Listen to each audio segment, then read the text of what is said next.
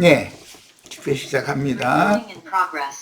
마태복음 8장의 5번 자료 3페이지, 로마서 10장 2절로 3절 이제 들어갈 차례인데, 이 말씀 내용은 8장 5절에서 13절까지 백부장의 집에 있는 하인이 중풍병으로 고생을 하고 있었었는데, 그 백부장이 그 하인의 집, 하인의 주인집, 그 주인이 예수님께 그 믿은 대로 되라는 말씀을 들었을 때, 그 말씀이 백부장의 집에서 중풍병을 앓고 있던 하인에게 영향이 이제 끼쳐져서 낫다는 말씀이 앞에 나왔고, 14절에서 15절에는 예수님이 베드로의 집에 들어가시니까 그 베드로의 집에 베드로의 장모가 열병을 앓고 있었는데, 베드로의 장모에게 그 손을 만져주심으로 고쳐주셨다. 이 말씀을 나누는 중이에요. 그러니까 엊그제 강조해서 말씀을 나눴던 것은 백부장의 집과 베드로의 집이 의도적으로 성경에서 지금 대비되고 있는데, 백부장의 집은 구원 얻은 이방인들의 교회를 말하기 때문에 안디옥 교회가 모교회인 것이고, 베드로의 집은 구원 얻은 유대인들의 교회이기 때문에 예루살렘 교회가 모교회인 것이죠. 이제 그걸 강조해서 지난번에 말씀을 나눴었어요. 자, 이제 열병이라는 것은 뭘 의미하는지를 알아보기 위해서 성경을 인용했는데 같이 읽어봅니다. 로마서 10장 2절로 3절. 내가 증언하노니 그들이 하나님께 열심히 있으나 올바른 지식을 따른 것이 아니니라. 하나님의 의를 모르고 자기 의를 세우려고 힘써 하나님의 의에 복종하지 아니하였느니라. 갈라디아서 1장 13절로 14절입니다. 내가는 바울이에요. 이전에 유대교에 있을 때 행한 일을 너희가 들었거니와 하나님의 교회를 심히 박해하여 멸하고, 내가 내 동족 중 여러 연갑자보다 유대교를 지나치게 믿어 내 조상의 전통에 대하여 더욱 열심히 있었으나. 보니까 유대교인이었던 사울은 이스라엘 12지파에게 조상 대대로 이어져 내려오던 전통을 중시했다는 것이죠. 그래서 더욱 열심히 있었다 그랬는데 이게 열병이다 이거야. 자, 갈라디아 4장 17절로 18절. 그들이 너희에게 대하여 열심 내는 것은 좋은 뜻이 아니요. 이 그들이라는 것은 예수도 믿고 율법도 행해야 된다라고 하는 야고보와 같은 그런 신앙을 주장하는 사람들이에요. 그것은 좋은 뜻이 아니요 오직 너희를 이간시켜 너희로 그들에게 대하여 열심을 내게 하려 함이라. 즉 말하자면 바울과 함께 모이는 성도들을 바울과 이간시켜 가지고 자기네들 쪽으로 이렇게 돌이키게 하려고 그랬다는 것이죠. 그런데 그런 일이 그렇게 열심히라는 거예요. 또 그들로 말하자면 전도하느라고 그런 거잖아요. 좋은 일에 대하여 열심으로 사모함을 받으면 내가 너희를 대하였을 때뿐 아니라 언제든지 좋으니라 그랬어요. 빌립보서 3장 4절로 6절 봅니다. 그러나 나도 육체를 신뢰하려만 하며 만일 누구든지 다른 이가 육체를 신뢰할 것이 있는 줄로 생각하면 나는 더욱 그러하리니 나는 8일 만에 할례를 받고 이스라엘 족속이요 베냐민 지파요 히브리인 중의 히브리인이요 율법으로는 바리새인이요 열심으로는 교회를 박해하고 율법의 의로는 흠이 없는 자라. 열병이라는 게 종교성에 이렇게 열심을 내는 것을 말한다는 것을 알 수 있어요. 자, 히브리서 9장 11절로 15절을 봅니다.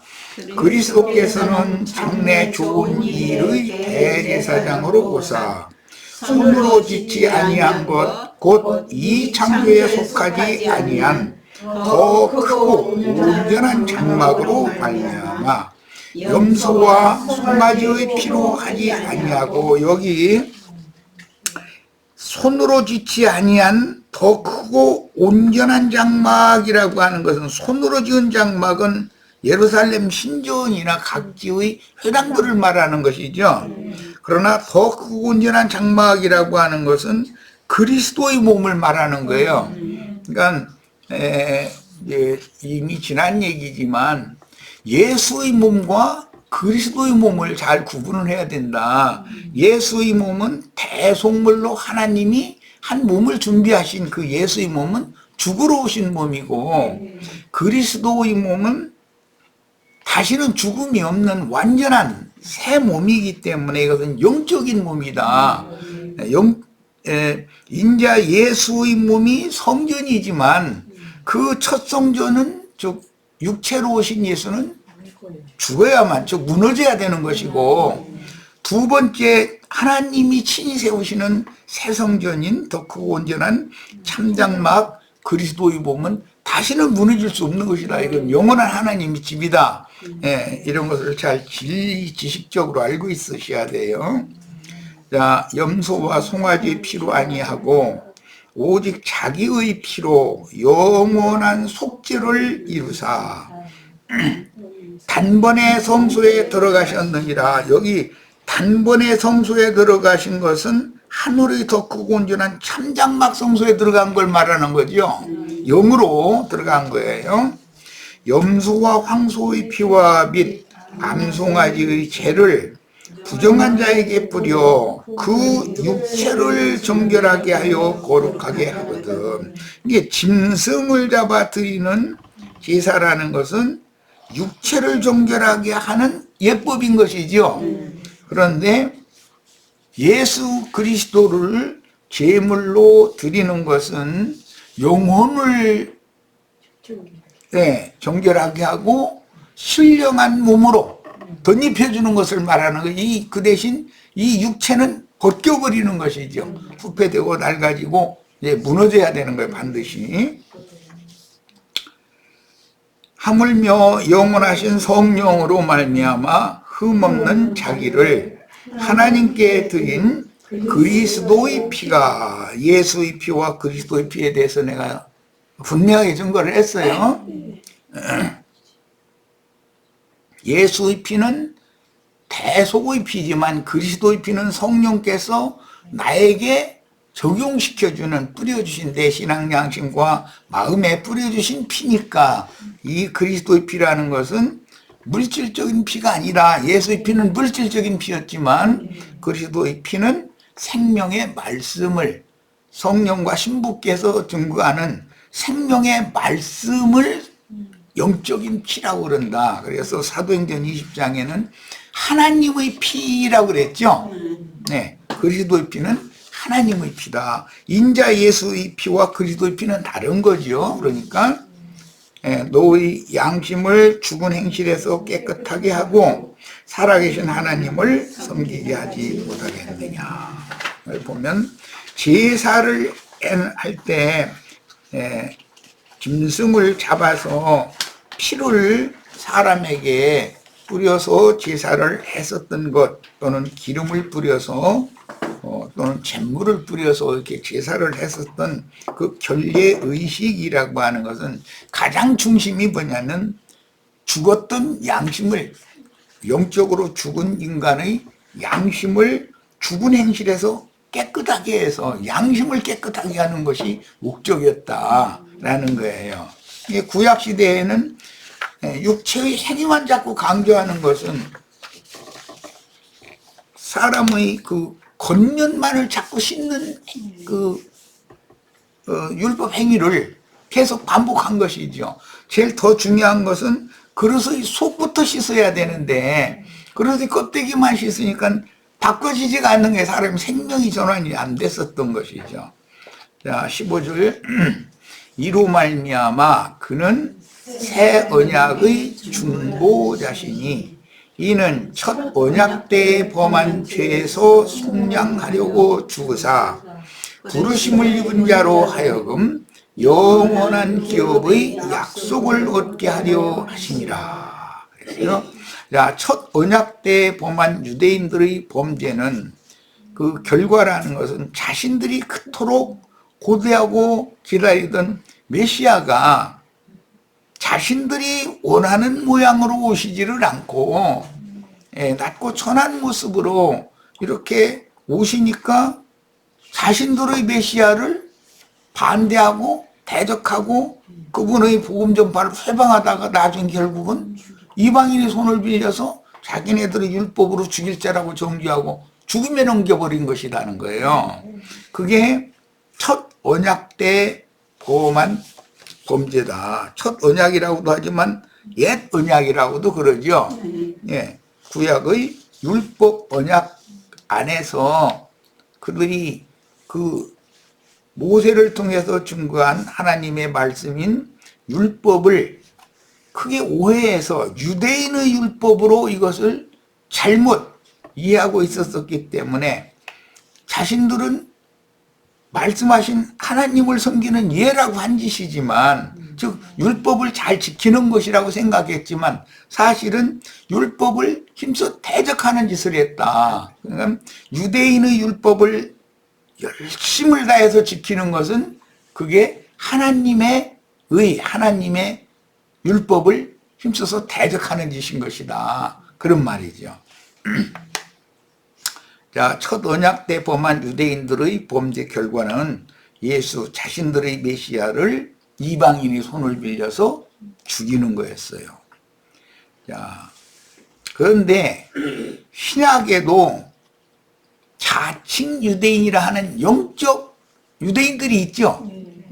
이 기독교인들인데 그들도 율법 행위에 열심을 내. 그런데 그리스도 율법에 대해서 그들이 너무 크게 오해를 해가지고 조직신학 교리를 오히려 그리스도 율법을 대적하는 용도로 쓴다 이거예요. 그러니까 이것은 사실은 하나님의 의를 인간의 의로 힘써 대적하는 결과가 되는 거다. 그 결과는 주님께서 보내신 증인들을 자신들의 조직신학 교리에 따라서 이단자로 정죄하고 죽여서 순교자의 수를 채우는 헌혈심을 내는 일인데 이것이 다 열병 걸린 자들이 하는 짓이다는 거예요. 네, 이런 말씀을 통해서 우리 형제 자매님들이 오늘날은 기독교계의 조직신학 교리에 붙들려서 힘을 내는 그런 사람들을 찾아가셔서 예수님이 그 베드로의 장모의 손을 만져서 이제 고쳐주셨다고 됐지만 누가복음에 보면 엄이 꾸짖어가지고 고치셨다고 됐잖아요. 그러니까 이 두 가지 말씀을 잘 마음에 담아두시고 최선을 다해서 사람들에게 전도를 해야 되겠어요. 불신자들에게도 전도를 해야 되지만 이렇게 잘못 하나님 말씀을 크게 오해해서 잘못 믿는 사람들의 신앙을 바로잡아 주는 것도 굉장히 중요한 문제인 것이죠. 자, 마태복음 이제 8장 16절로 17절 다음 단락으로 넘어갑니다. 조물매 사람들이 귀신 들린 자를 많이 데리고 예수께 오거늘. 이게 베드로의 집에 베드로 열병을 앓던 베드로 장모를 고쳐준 후에 이제 또 많은 사람들이 귀신 들린 자를 많이 데리고 예수님한테 왔다. 그런데 예수께서 말씀으로 귀신들을 쫓아내시고 그랬는데, 이 내용이 누가복음에서는 꾸짖는 말씀을 했다는 거예요. 꾸짖는 말씀. 베드로 장로도 꾸짖는 말씀으로 고쳐졌다고 돼 있죠. 자, 그러니까 종교적인 그 교리 또는 관념에 잡혀서 헌혈심을 그렇게 내는 사람들은 좋은 말로 해서는 이게 치료가 안 된다는 거예요. 유순한 말로 해서는. 이제 어떤 사람들이 들으면, 당신은 어떻게 말씀을 전하는데 왜 이렇게 기독교계의 그 신부에 속한 사람들이나 목사에게 속한 사람들을 그렇게 치는 말을 많이 하느냐, 그런 얘기를 내가 이제 참 많이 들었는데, 이건 뭐예요? 꾸짖는 말씀이다. 그들이 뭔가를 지금 오해해서 잘못하고 있다는 것을 가르쳐 줘야 되니까 그런 거 할 수 없이. 자, 귀신들을 쫓아내시고 병든 자를 다 고치시니 이는 선지자 이사야를 통하여 하신 말씀에 우리의 연약한 것을 친히 담당하시고 병을 짊어지셨도다 함을 이루려 하십니다라. 이건 이사야 53장에서 인용하는 말인데, 이사야 선지자가 이미 예수님이 오시면 이렇게 인간들의 영혼의 병을 고쳐주러 오시는 의사 치료자로 오실 것이다 라는 것이 예언이 되어 있죠. 말라기 선지자도 그랬죠. 예, 그 광명의 빛으로 치료한다 이렇게 되어 있죠. 예. 그러니까 빛으로 치료한다는 것은 말씀을, 의미를 안팎으로 잘 조화를 이루어서 잘 해석을 해줄 때 들을 귀가 있는 사람에게는 생명의 빛이 임하기 때문에 치료가 된다는 그런 뜻인 거예요. 자, 당시에 백부장의 집과 베드로의 집은 갈릴리 해변의 가버나움에 있었는데, 백부장의 집에는 중풍병으로 집에 두어서 몹시 괴로워하는 백부장의 하인이 있었고, 이 백부장의 집은 이방인의 교회를 대표하는 모형이다, 이게 상징이다, 표상이다 이런 말이에요. 그럼 백부장의 하인은 우리들이죠. 이방인이었었는데 치료를 받은 사람들이에요. 무엇으로? 빛의 말씀으로, 꾸짖는 그런 생명의 말씀으로, 은혜의 말씀으로 구원을 받은 것을 말하는 거예요. 내가 지금 혼동했는데, 백부장의 집에 있는 자들은 무슨 꾸짖지 않아도 말씀만 들려주면 이방인에게 하나님이 은혜를, 그분의 신을 부어주시면, 내가 말세는 모든 육체에게 내 신을 부어주리라 그랬는데, 그분의 신을 부어준다는 것은 하나님의 말씀을 깨닫도록 영과 생명의 말씀으로 전파한다 이런 말인 건데, 그 말씀을 들을 귀가 있는 자에게는 빛이 오게 마련이죠. 그러면은 그가 중풍병에서 고침을 받을 수가 있다는 거예요. 중풍병이라는 건 하나님과의 교제가 원활하지 못하거나 교제가 단절되어져 있는 상태를 말한 거예요. 자, 그 다음에 베드로의 집에는 두 집이 있어요. 두 집은 두 교회를 말하는 거예요. 상징이에요. 열병으로, 여기 피레소라고 하는 이 헬라어 용어는 열병 또는 그 열기 뭐 이제 그런 용어인데, 이것은 왜 그러냐? 종교 귀신이 들어와서 그 사람을 격동시키면 혼이 취하게 되면 사람이 눈이 뒤집어지고 이상해져 버려. 뭐 성당 예배당에 모여서 뭐 찬송 뭐 한다고 막 할렐루야 아멘 했다고 막 손 들고 막 이렇게 오고, 뭐 샬라 또 방아 터진다고 뭐 하고 막 저 예배당 저 뒤쪽에서 강대상 앞에까지 떼굴떼굴 둥그러 오는 사람도 있고 별 사람 다 있어. 그러면 그것이 다 은혜 받았다고 그러는 거예요, 그들이. 그런데 그게 다 열병 걸린 것이고, 그게 다 맑은 정신의 사람들이 보면 미친 짓이죠, 그게. 예수를 믿으면 귀신이 쫓겨나가면 이상한 사람이 정신이 건전하고 온전해지는 거잖아요. 예수를 믿으면, 치료받으면. 그런데 예배당에 가면 멀쩡한 사람이 귀신들로 붙어가지고 이상한 짓을 하는 거예요. 가버나움과 요한복음 1장 44절에 의하면 베드로의 고향은 빌립과 마찬가지로 벳세다였으므로 베드로는 벳세다에서 출생하여 가버나움으로 이거하여 어부로 생활을 하다가 예수님의 부르심을 받았다는 걸 알 수가 있어요. 베드로는 그물을 던질 때 나를 따르라고 부르셨다고 되어 있죠. 이게 항상 베드로는 사람을 낚는 어부로 지금 부르는 것이 목적이었다라는 것을 성경이 증거를 하고 있고, 베드로는 그래서 항상 먼저 그물을 던지는 일을 유대인에게도 베드로가 앞장서서 하고 이방인 백부장에게도 베드로가 앞장서서 하죠. 그물 던지는 일을 하는 거예요. 요한은 이제 그물로 물고기를 다 잡고 나면 긴 시간 동안 그물을 오래 써가지고 그물이 빵꾸가 사방이 나고 그랬으니까 이게 그물을 수선을 해야 돼. 그래서 세베대의 아들들은 배에서 그물을 깃고 있는데 불렀다 이렇게 돼 있죠.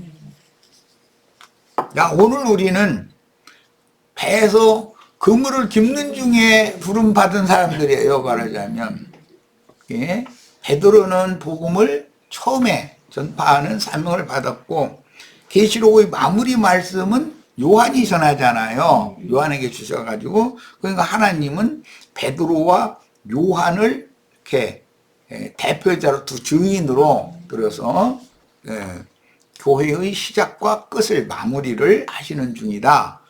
그런데 우리는 주의 사랑하시는 자라는 뜻인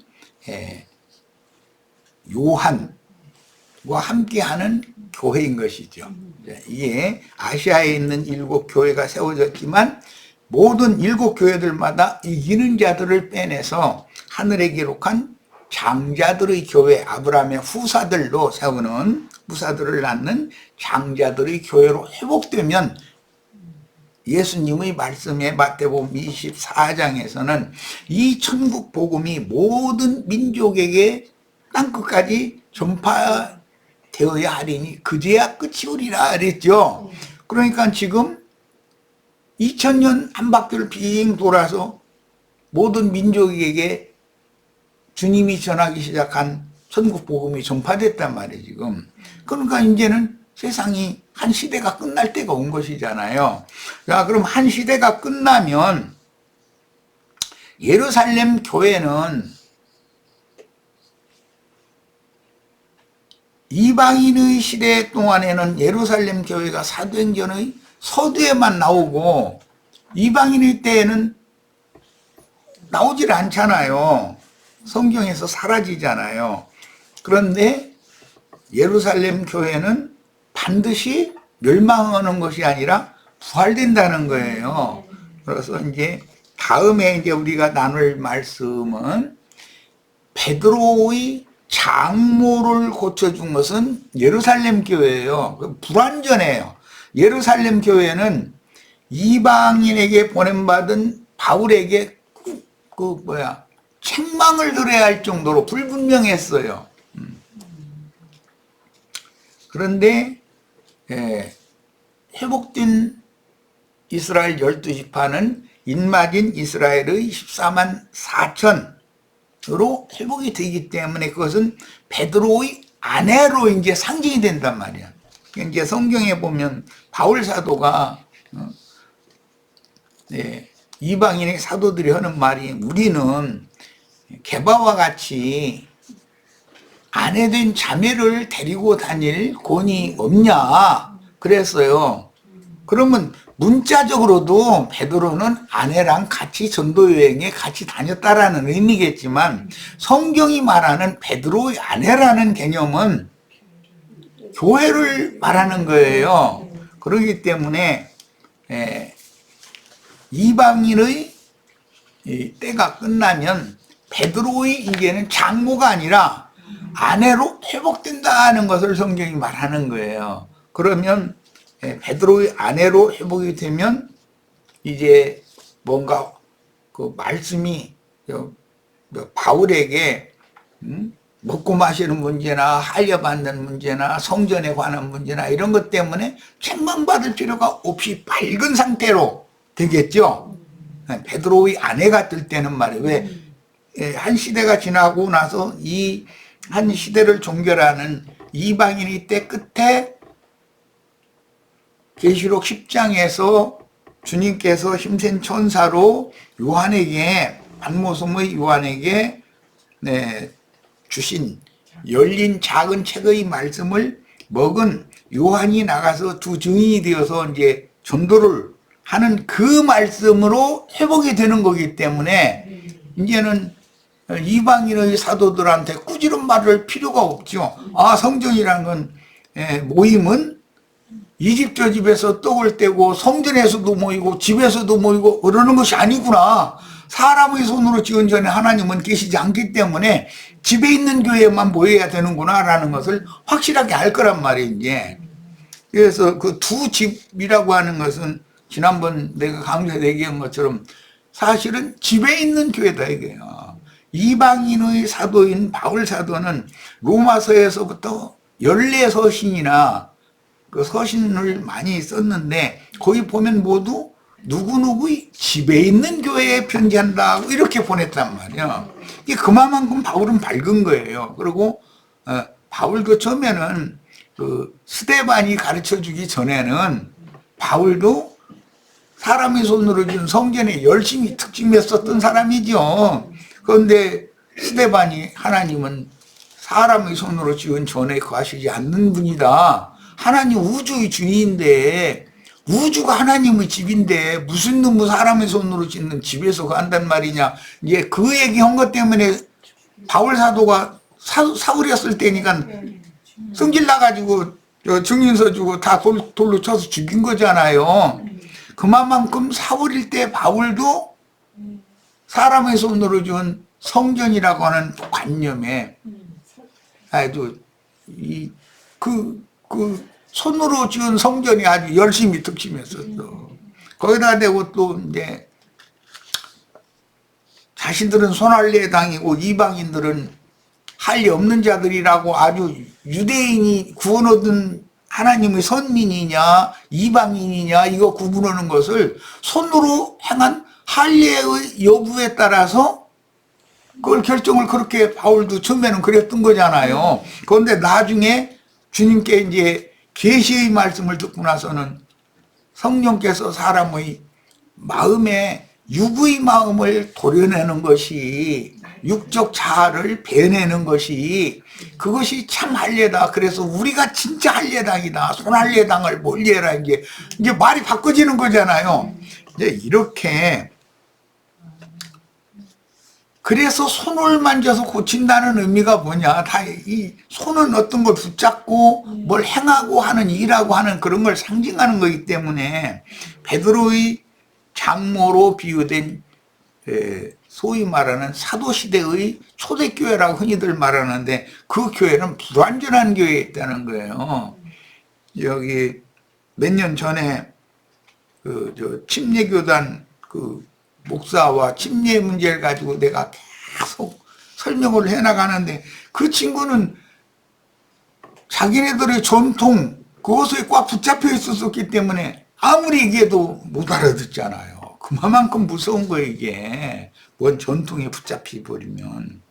그러니까 그런 물질적인 물로 사람의 몸을 목욕을 아무리 많이 시켜도 그 완전한 결례가 아니라 복음을 바로 전해야 되고 그 말씀을 믿음으로 받아들여서 자신의 양심이 자신의 마음의 핏부림을 받아가지고 양심이, 죽었던 양심이 살아나서 살아계신 하나님을 섬길 수 있게 되는 것이, 그것이 핏부림 받는 것이고 그것이 참다운 결례법이다. 이렇게 아무리 설명을 해도 사람들은 이걸 인정을 안 하려고 그런단 말이에요. 왜? 영의 일과 육의 일에 대한 분별이 없으니까 그런 거예요. 자, 그 다음에 로마서로 이제 갑니다. 11장 13절로 15절. 내가 이방인인 너희가 말하노라. 내가 이방인의 사고인 만큼 내 직분을 영광스럽게 여기노니 이는 혹 내 고륙을 아무쪼록 시기하게 하여 그들 중에서 얼마를 구원하려 함이라. 그들이랑 이스라엘 12지파를 말하는 거예요.